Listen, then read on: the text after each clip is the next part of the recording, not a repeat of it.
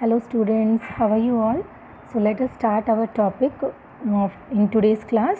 We have already done with the meristematic tissue. I hope you remember everything whatever we discussed in our last class. Plant tissue is broadly divided into two main types.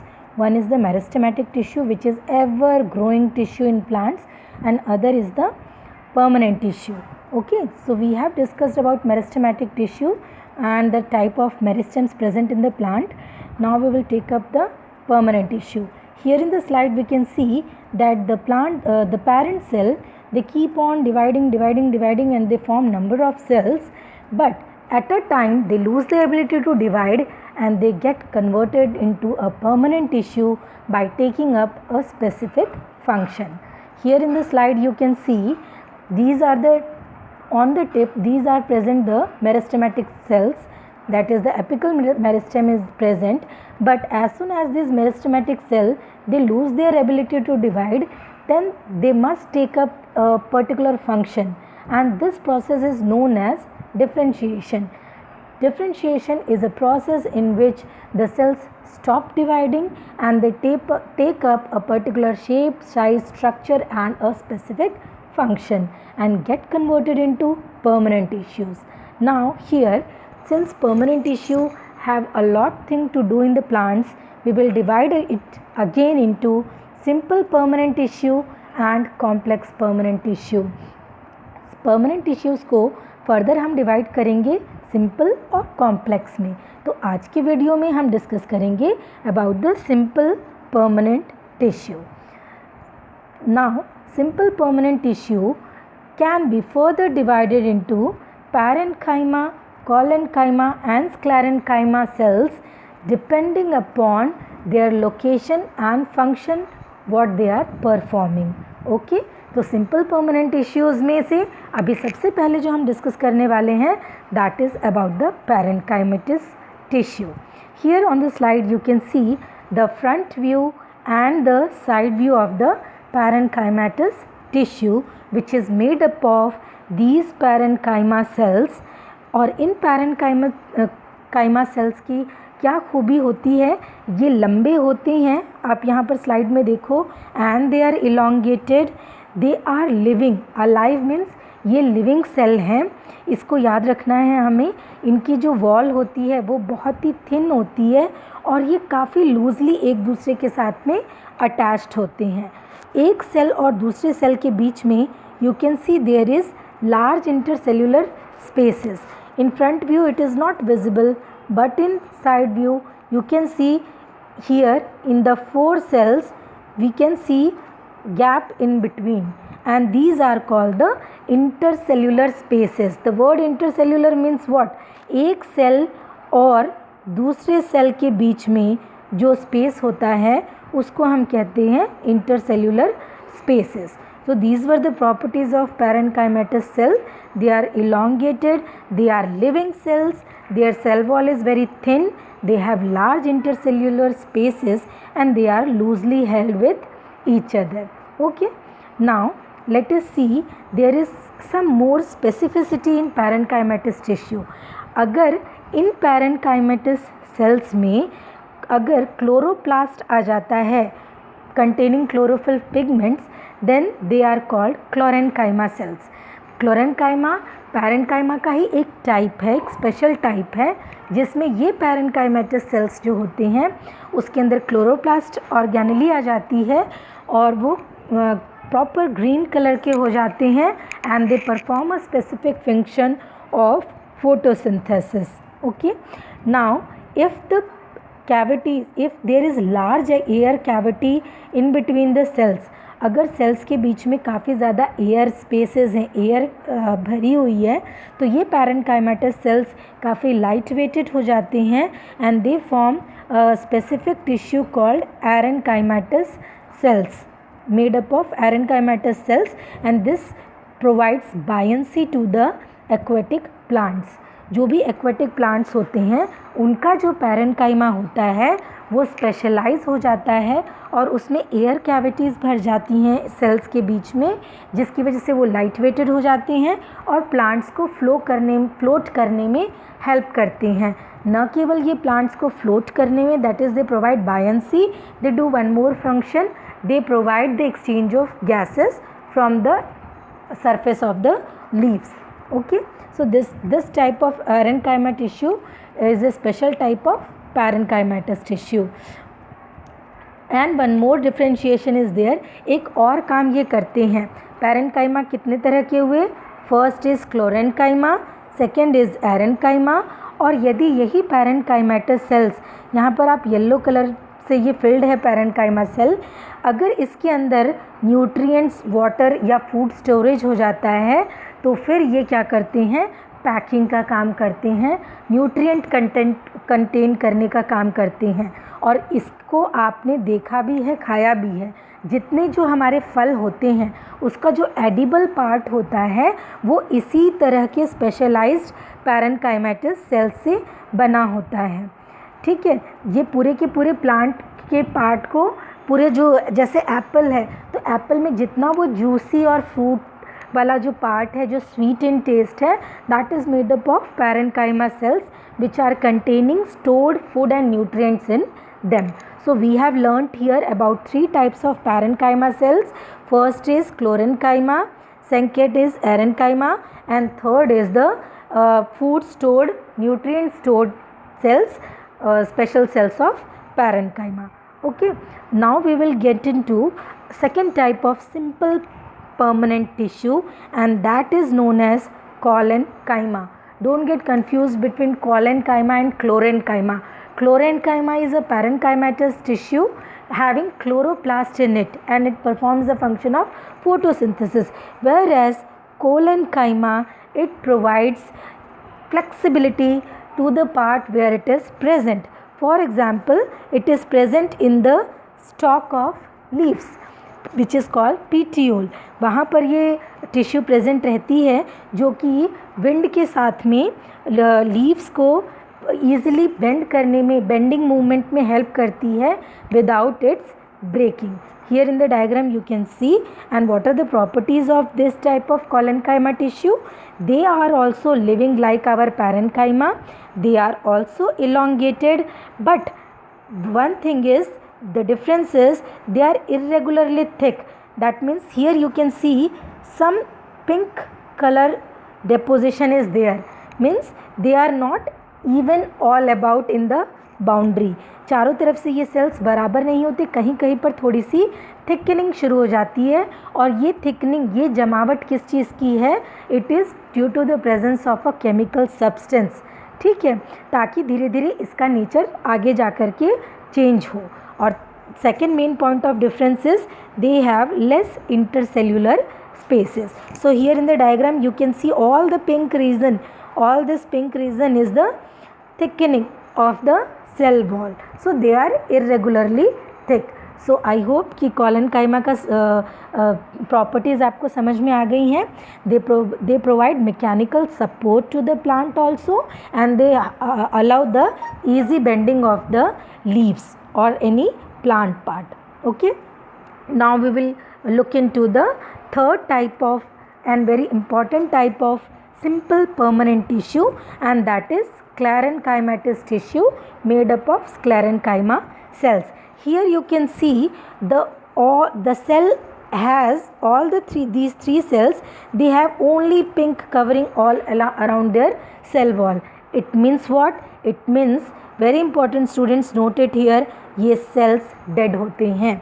अभी तक हमने जो parenchyma और collenchyma की बात की, both the tissues were containing living cells. दोनों में जो सेल्स थे दे वर लिविंग, लेकिन स्क्लेरेन्काइमा के सेल्स सारे के सारे डेड होते हैं due to the deposition of substance known as, a chemical substance known as lignin. ये जितनी भी डिपोजिशन आपको पिंक कलर की दिखाई दे रही है, that is the deposition of lignin. ये इतना हार्ड होता है बेटा, जैसे आपने सीमेंट देखा है, सीमेंट कैसे एकदम गीला होकर के उसके बाद जब वो सूखता है तो बिल्कुल थिक और हार्ड सब्सटेंस बना देता है, उसी तरह से ये सेल्स को हार्ड और टफ बना देते हैं, जो कि प्लांट को स्ट्रेंथ प्रोवाइड करता है। They are also long, narrow and they have thick walls with the deposition of lignin। तो where they are present? They are present in stem। जहाँ पर आपने देखा होगा स्टेम लेटरल मेरिस्टेम की वजह से चौड़ाई में बढ़ जाता है, लेकिन फिर बाहर की इसकी टिश्यू रप्चर होकर कॉर्क बना देती है। The cork are all the dead cells, the same cork which our Robert Hooke examined under his microscope and coined the cell, the term cell. Okay, so these are present in the stem and in leaf veins. Here you can see, ये जो हम जो ऐसे करके leaf बनाते हैं तो ये जो बीच वाला हिस्सा होता है ना, इसको हम वेन्स कहते हैं। And it is also present in the seed coverings. Seed जो छाल होती है ना फ्रूट्स की, वहाँ पर भी होते हैं ये। और जो बीज होता है अंदर का वो भी टफ होता है। एप्पल सीड्स आपने देखे होंगे, लेमन सीड्स, किसी भी तरह का जो सीड होता है जो टफ होता है, उसकी कवरिंग में भी ये स्क्लेरेन्काइमा टिश्यू प्रेजेंट होता है। जितने आमंड है, वॉलनट है यानी बादाम अखरोट है, उसकी भी कवरिंग आपने देखी होगी, बहुत टफ होती है। तो that is made up of sclerenchyma sales. यहाँ तक कि जो कोकोनट का हस्क होता है ना, बाहर की जो छाल होती है, that is also made up of sclerenchyma cells. So you have learnt about the properties and the location of the sclerenchyma cells where they are present. They are also present around the vascular bundle present in the stem, root and leaves। vascular bundle क्या होता है, ये इसके बारे में complex permanent tissue में हम पढ़ेंगे, but for the time being let me explain you। vascular bundle is that part which is containing food, which is transporting food and water to each and every part of the plant। उसके अगल बगल भी ये sclerenchyma cells present होते हैं। Dead cells होते हैं जो कि स्ट्रेंथ प्रोवाइड करते हैं, सपोर्ट प्रोवाइड करते हैं प्लांट को। तो आई होप कि स्क्लेरेन्काइमा आपको अच्छे से समझ में आ गया होगा। Now we will look into very important activity which is given in your book. Here you can see this is a rhoeo plant. इसका नाम आपने सुना होगा ना, अंदर की तरफ से ग्रीन होते हैं, बाहर की तरफ से पर्पल होते हैं।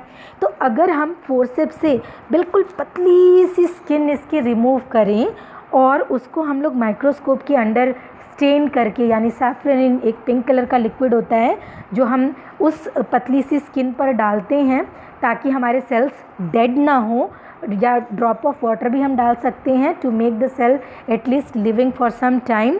And when we look into the microscope we will see this type of structure.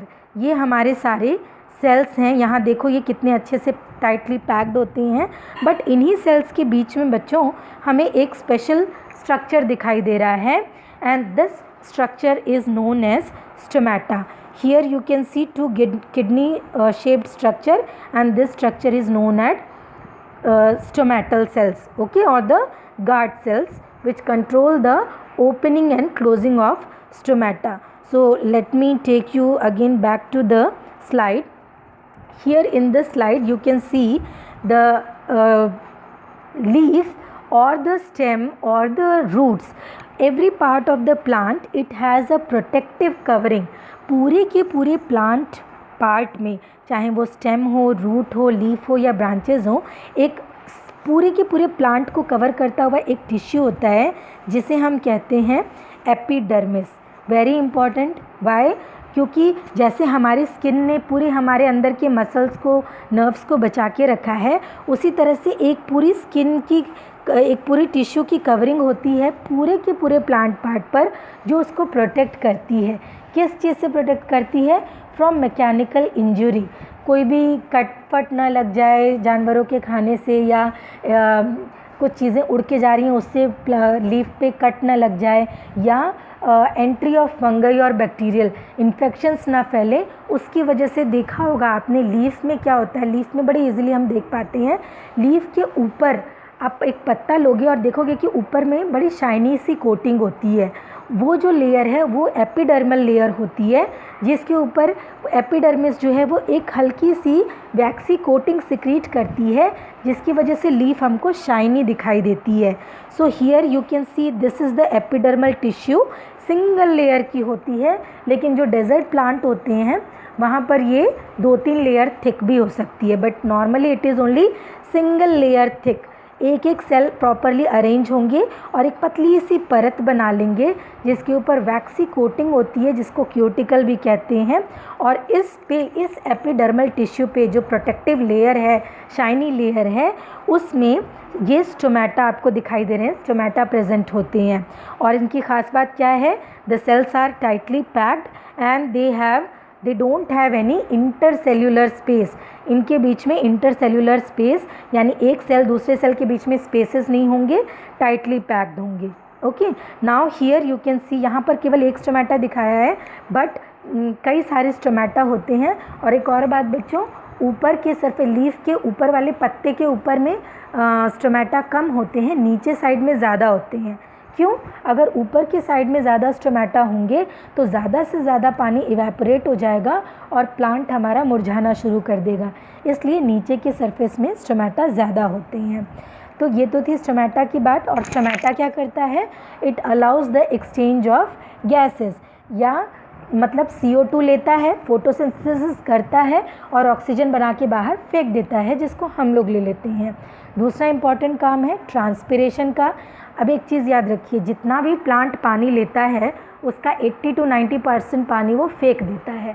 आपने सुबह सुबह उठ कर के कभी गार्डन में जाके देखा है, पौधों के ऊपर टिप पर छोटी छोटी बूंदें होती हैं पानी की, वो बूंदें कहाँ से आई हैं? द प्लांट हैज़ एक्सपेल्ड, उसने फेंक दिया है एक्स्ट्रा पानी जो उसको नहीं था, by the process of transpiration. तो ये तो थी लीफ की बात। बट जो रूट होता है, रूट में भी ये एपिडर्मिस प्रेजेंट होती है, क्योंकि रूट को तो काफ़ी सारे कंकड़ पत्थर और मिट्टी से लड़ करके नीचे जाना है, शूट को तो, स्टेम को तो ऊपर हवा में मूव करना है, तो उसके लिए ज़्यादा प्रॉब्लम्स नहीं होती हैं, ज़्यादा उसके दुश्मन नहीं होते हैं। लेकिन रूट को तो नीचे पेनिट्रेट करना है, तो वहाँ पर मिट्टी होगी, वर्म्स होंगे, इंसेक्ट्स होंगे, कंकड़ पत्थर होंगे, तो इसीलिए एक प्रोटेक्टिव रूट कैप होता है। और क्योंकि ज़्यादा से ज़्यादा पानी प्लांट अब्जॉर्ब कर सके, इसीलिए रूट हेयर्स प्रेजेंट होते हैं जो रूट के एरिया को बढ़ा देते हैं, ताकि ज़्यादा से ज़्यादा पानी प्लांट जो है वो एब्जॉर्ब कर पाए। तो रूट में भी क्या होता है, जो एपिडर्मिस, जो प्रोटेक्टिव लेयर है, जो इन्फेक्शन से बचाएगी, इंजरी से बचाएगी रूट हेयर को, क्योंकि ये तो बहुत सॉफ्ट स्ट्रक्चर है, नीचे की तरफ ज़मीन में जाएंगे तो ये इनके कटने का डर रहता है, तो ये एपिडर्मल लेयर उनको प्रोटेक्ट करती है। ये बाकी नॉर्मल प्लांट्स में सिंगल लेयर थिक होती है, लेकिन डेजर्ट प्लांट्स में ये 2 से 3 लेयर थिक होती है, ताकि डेजर्ट में पानी कम होता है और इसीलिए वहाँ पर ये परत जो है एपिडर्मिस की वो 2 से 3 लेयर थिक होती है, ताकि पौधे में से, कैक्टस वगैरह जैसे प्लांट्स में से पानी कम से कम इवेपोरेट हो और ज़्यादातर पानी प्लांट के बॉडी में ही सर्वाइव करे। ओके, तो आई होप कि एपिडर्मिस का फंक्शन आपको अच्छे से समझ में आ गया है। Again this is the same slide having the definition of transportation. हाँ, here you can see a magnified view of stomata. Okay, the small opening is called, ये जो स्मॉल छोटी सी ओपनिंग है ना सेंटर में, इसको स्टोमेटा कहते हैं। और जो ये किडनी लाइक ऑर्गन्स हैं, ये ग्रीन कलर के जो किडनी शेप्ड ऑर्गन आपको दिख रहे हैं, they are called the guard cells. और इन्हीं गार्ड सेल्स के एक्टिविटी के हिसाब से स्टोमेटा को जब ज़रूरत होती है प्लांट को, तो वो ओपन करता है, पानी फेंकता है या गैसेस रिमूव करता है, ऑक्सीजन, और जब उसे ज़रूरत नहीं होती तो वो गार्ड सेल्स की हेल्प से इस स्टोमेटल ओपनिंग को क्लोज़ कर देता है। तो ये सारा फंक्शन था स्टोमेटा का। और आपको सिर्फ क्या करना है, वीडियो को पॉज करके देखना है। I have covered each and every point which is given in your text book.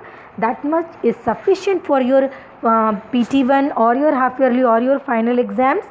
So go through the video again and again and make proper notes. और उसके बाद यदि कोई डाउट है तो just give a reading in your textbook. That much is enough. But यहाँ तक बच्चों अच्छे से अपना टॉपिक प्रिपेयर कर लेना, because in next video we will discuss about the complexity of the complex permanent tissue. तो इन चीज़ों को अच्छे से प्रिपेयर कर लो ताकि उसको समझने में आपको कोई दिक्कत ना आए। ओके बच्चों, take care, God bless you.